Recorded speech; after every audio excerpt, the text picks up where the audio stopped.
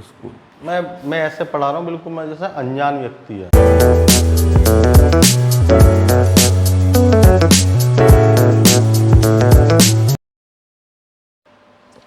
आज हम आगे बढ़ेंगे। कल तक हमने पढ़ाया था प्रेजेंट इंडेफिनिट टेंस। उसमें हमने क्या क्या पढ़ाया था? सिंगुलर क्या होते हैं, प्लूरल क्या होते हैं, सिंगुलर के संग एस ओ एस लगाते हैं, प्लूरल के संग नहीं लगाते हैं, और क्यों नहीं लगाए थे ये बता दिया था। उसके बाद हम एक दो सेंटेंस यानी वाक्यों पर गौर करेंगे।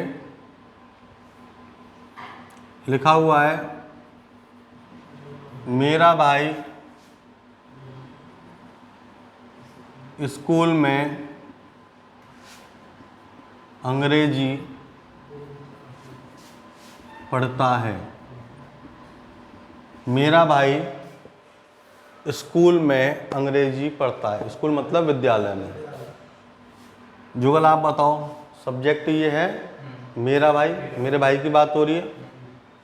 माई ब्रदर क्या काम करता है? पढ़ता है। कोई बच्चा बोलता है अंग्रेजी पढ़ता है, वो गलत हो गया। गलत का मतलब है एक बार में आपने दो से ज़्यादा अक्षर ले लिए, शब्द ले लिए। तो मेरा भाई क्या काम करता है? पढ़ता है। अब भाई कितने? तो ऐसे आई एस लगाएंगे। माई ब्रदर रीड्स, मेरा भाई पढ़ता है। तुरंत क्वेश्चन आएगा क्या पढ़ता है? रीड्स इंग्लिश, अंग्रेजी पढ़ता है। कहाँ पढ़ता है? आगे फिर आइए, इन द,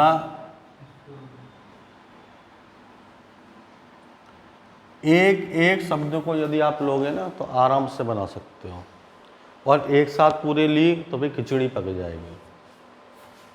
जैसे अगला सेंटेंस थोड़ा मैं लंबा करूंगा। तुम अपने भाई के साथ पार्क में रोज एक मैच खेलते हो। बड़ा लंबा सा सेंटेंस लग रहा है। जैसे हम बनाना शुरू करेंगे या इसकी इंग्लिश बोलेंगे स्पीकिंग, तो हमको थोड़ा सा डर लगेगा कि भैया क्या करें, कैसे करें। लेकिन बनाने का तरीका, तुम्हारी बात हो रही है, तो तुम कौन है? सब्जेक्ट है, और सिंगुलर नहीं है, ये प्लूरल है। यदि आप पढ़ेंगे तो प्लूरल है। तो तुम यानी कि यू, तुम क्या करते हो? खेलते हो। बिल्कुल बैक से आइए आप, नॉर्मल। ये वर्ब होगी क्रिया। तुम क्या करते हो? खेलते हो। तो यू प्ले आएगा। अब प्लेस तो आएगा नहीं क्योंकि सिंगुलर तो है नहीं, ये क्या है? प्लूरल। तो यू प्ले, तुम खेलते हो। अब तुरंत अगला क्वेश्चन, क्या खेलते हो? A match, you play a, तुम एक मैच खेलते हो। अब ये रोज यानी कि डेली, यस्टरडे, टुडे, टुमारो, ये शब्द ये कहाँ थे? एवरीडे एंड में लगाएंगे आप। तो यू प्ले अ मैच, तुम एक मैच खेलते हो। आगे बढ़े, ये तो रोज की अंग्रेजी बाद में आ जाएगी। उसके बाद कहाँ खेलते हो, किसके साथ खेलते हो, दोनों क्वेश्चन है। तो किसके साथ खेलते हो ये लगाओगे तो अच्छा लगेगा। You play a match with मतलब साथ में, किसके साथ? और भाई किसका है? तुम्हारा। अरे तुम अपने भाई के साथ खेलते हो, तो मेरा भाई है तुम्हारा भाई है? पहले बात सोचो, सुनो, समझो। तुम अपने भाई के साथ खेलते हो, तो तुम्हारा भाई है या खुद का, कि मेरा भाई है? आपका ही तो भाई है, तो तुम तुम्हारे के संग ही तो खेलते हो। तुम अपने के साथ खेलते हो, तो यू के साथ अपने के लिए योर आता है। You play a match with your brother. यदि मैं यहाँ पर माई ब्रदर लगाऊंगा तो मेरा भाई हो गया, और हिज ब्रदर लगाया तो उसका भाई। और यहाँ पर ना मेरा है ना उसका है, इसमें अपना है उसका। तुम्हारा अपना, यानी कि यू के संग अपने के लिए your. You play a match with your brother, तुम अपने भाई के संग। ठीक है, अपना किसका? तुम्हारा। ध्यान रखना। कहाँ खेलते हो?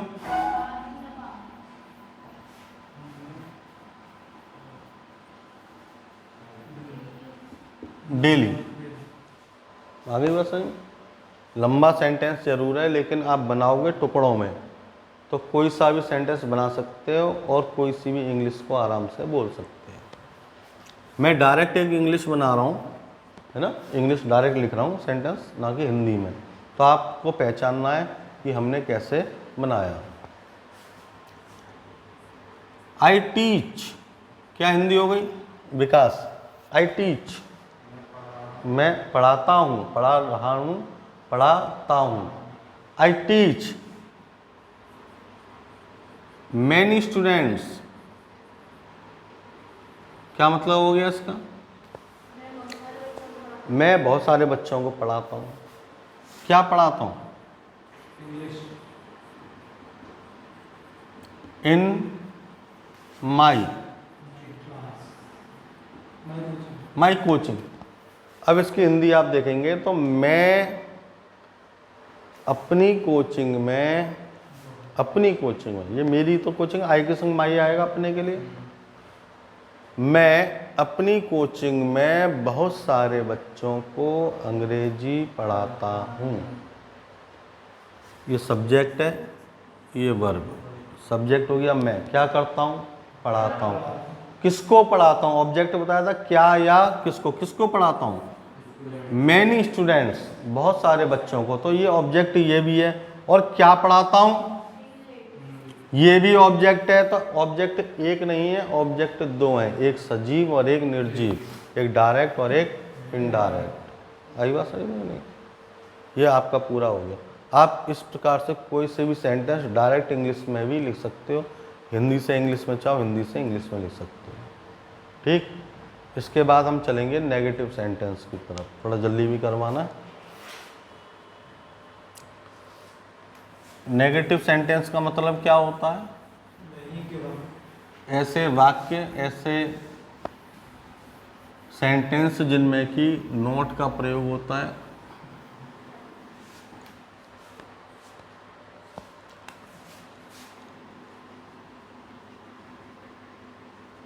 नेगेटिव यानी कि ऐसे वाक्य जिसमें नॉट लगे, यानी नहीं लगे, नहीं। अब नेगेटिव वाले जो भी वाक्य होते हैं वो भी एक्चुअल में दो प्रकार के होते हैं। एक तो होते हैं हेल्पिंग वर्ब से रिलेटेड, यानी कि जिसमें आता है डू नॉट या, और एक होते हैं नेवर वाले। दो प्रकार के होते हैं, समझ इधर देखो। एक डू नॉट डज नॉट, जिसको हम क्या बोलते हैं? डू और डज को क्या बोलते हैं? Helping verb. और ये नेवर का मतलब क्या होता है?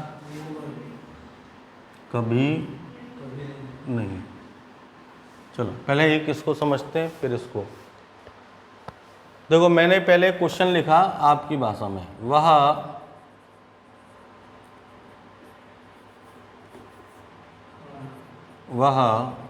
विद्यालय जाता है। ये सेंटेंस एफर्मेटिव है कि नेगेटिव है? अफर्मेटिव है, साधारण ही तो है, नेगेटिव तो है नहीं। तो मैं इसको क्या बनाऊंगा? ही। गो आएगा, गोज आएगा विकास? है ही गोज टू स्कूल, ये तो आपको पता है। अब हमने क्या किया, किसी ने कहा सर जी इसमें क्या करो, नोट लगाओ, यानी कि नहीं लगाओ। वह विद्यालय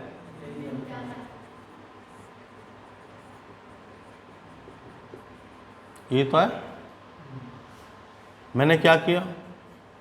ही नॉट गोज टू स्कूल। मैं ऐसे पढ़ा रहा हूँ बिल्कुल, मैं जैसे अनजान व्यक्ति है। मैं अभी नहीं बता रहा कि डू नॉट डज नॉट आता है, ये तो ऊपर लिख दिया आपकी ना। आप कहोगे सर जी ये क्यों नहीं लिखा? चलिए आप ऐसी तो बनाओगे वैसे। ही नॉट गोज टू स्कूल, सही है भैया। ही नॉट गोज टू स्कूल, इसका मतलब समझ में भी आ रहा है कि वह विद्यालय नहीं आता है। चलिए यदि मैं अब ये लिख दूं, मैं तो यूँ कह रहा हूं, इसका मतलब ये हो गया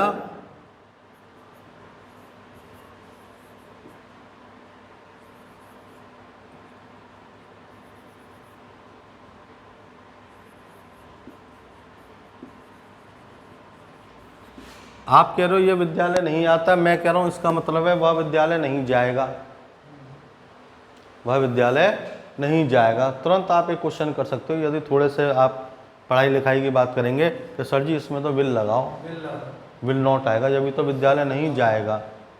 यानी कि केवल कभी भी सादा नॉट किसी भी वाक्य में नहीं आता है, ये विशेष ध्यान देने वाली बात है। केवल I not, you not, he not, she not, ना तो कोई टेंस का पता लगेगा, ये प्रेजेंट का है, पास्ट। ही इज स्लीपिंग, वह सो रहा है। ही इज नॉट स्लीपिंग, वो नहीं सो रहा है। क्या मैं यूँ लगा दूँ ही नॉट स्लीपिंग, तो आप कहोगे कि मैं तो कह रहा हूँ इसका मतलब ही नॉट स्लीपिंग, वह नहीं सो रहा है। आप कहोगे सर जी इसका मतलब ये आएगा वह नहीं सो रहा था। ये बच्चा कहेगा सर जी मेरा तो अलग मतलब है, वह नहीं सो रहा होगा। यार यानी कि केवल नोट से कोई सॉल्यूशन नहीं होगा, तो हमें क्या करना पड़ता है, इस नोट के साथ कुछ ना कुछ शब्द का प्रयोग करना पड़ता है। और वो शब्द होते हैं या तो डू या डज, ये प्रेजेंट में होते हैं।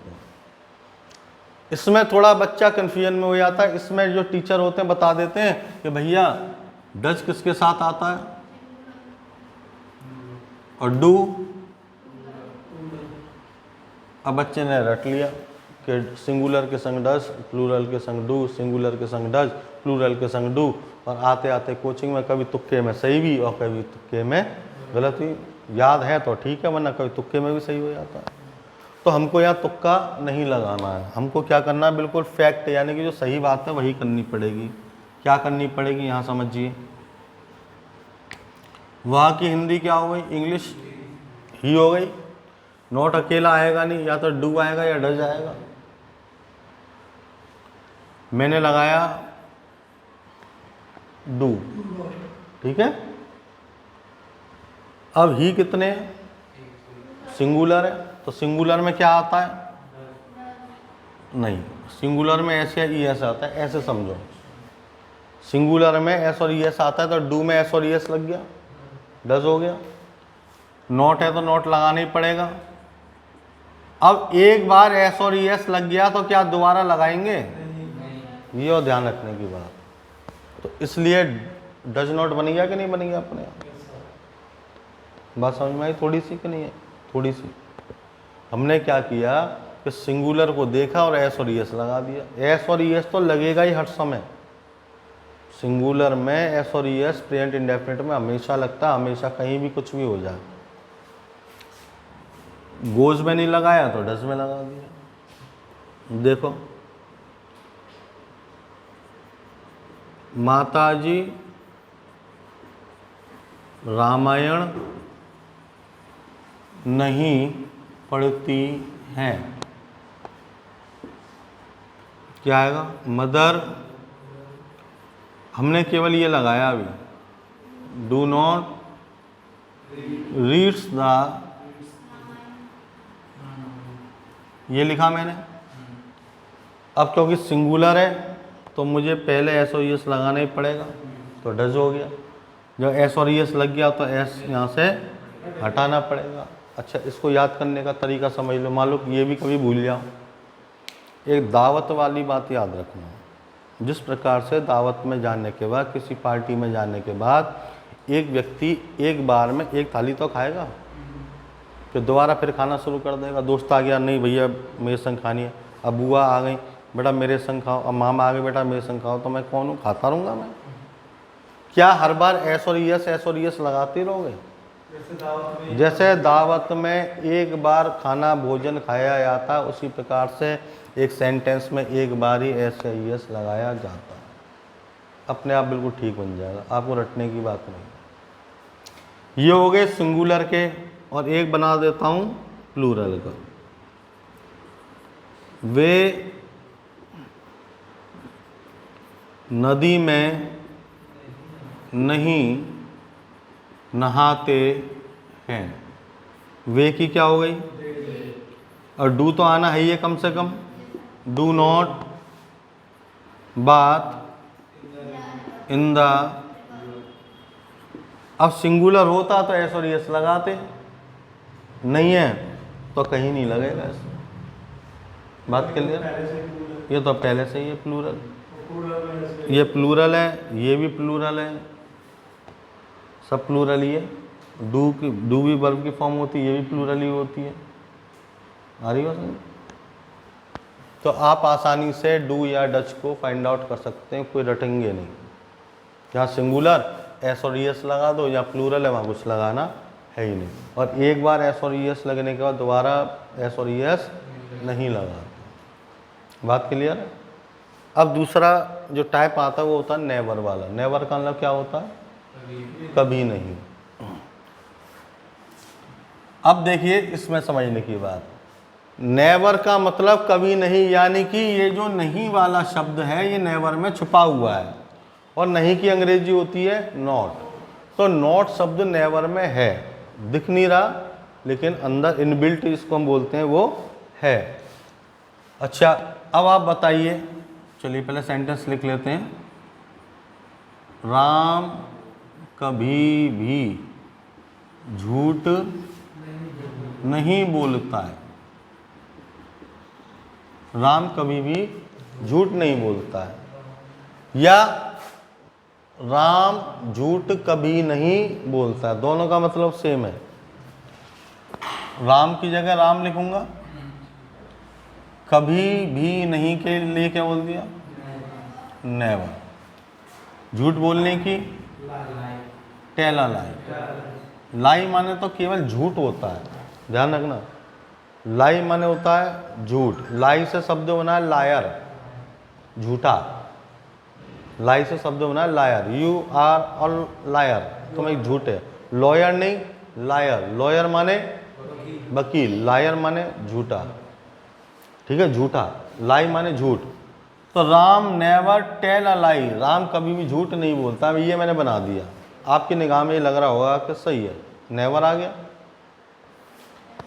इसमें मुझको एस या ईएस लगाना पड़ेगा। मैंने पहले ही बता चुका कि जितने भी प्रेजेंट इंडेफिनिट के टेंस होते हैं उसमें सिंगुलर के संग एस और ईएस लगाना ही पड़ेगा। अब एक बच्चे ने क्वेश्चन कर दिया, आप में से किसी ने किया नहीं, आप में से कोई बच्चा कर सकता था क्वेश्चन कि सर फिर डू नॉट डज नॉट का क्या होगा? और हमने पहले बताया कि इसमें नॉट छुपा हुआ है। यदि मैं नॉट जब छुपा हुआ है तो नॉट तो लगेगा नहीं। जब नॉट नहीं आएगा तो क्या डू नॉट डज नॉट आएगा? फिर कुछ नहीं आएगा। नॉट जो चलता है वो डू या डज के संग चलता है। नहीं, क्यों नहीं लगता? नेवर के संग डू और डज ये बता देते नहीं लगता। क्यों नहीं लगता ये तो पता होना चाहिए। ये मैं लगा देता हूँ, मान लो राम नॉट नेवर, तो आप कहोगे, हंसोगे कि सर नॉट का मतलब नेवर ही तो होता है, तो नॉट तो लगाओ नहीं। भैया डू नॉट या डज नॉट एक संग आते हैं, अलग अलग आते हैं? अलग अलग आते हैं। डू नॉट या डज नॉट लगाना होगा मैं तो एक साथ आएंगे, एक साथ ही तो आएंगे। अरे राम नॉट तो कुछ होता ही नहीं है, राम डज नॉट आएगा कि नहीं आएगा? मतलब नॉट आएगा तो साथ में क्या आएगा? डज या डू आएगा। और नॉट इसमें लगेगा नहीं। जब ये नहीं आएगा तो फिर साथ में ये भी नहीं आएगा। जब आपने मुझे नहीं बुलाया, मतलब मेरे पिताजी को नहीं बुलाया, किसी के पापा नहीं गए, तो उसका लड़का चला जाएगा।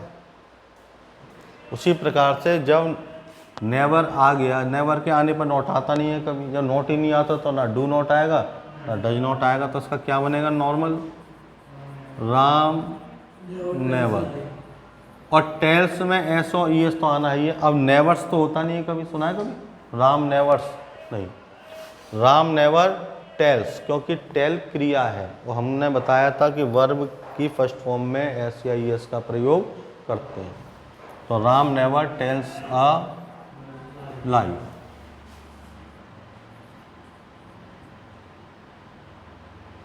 मैं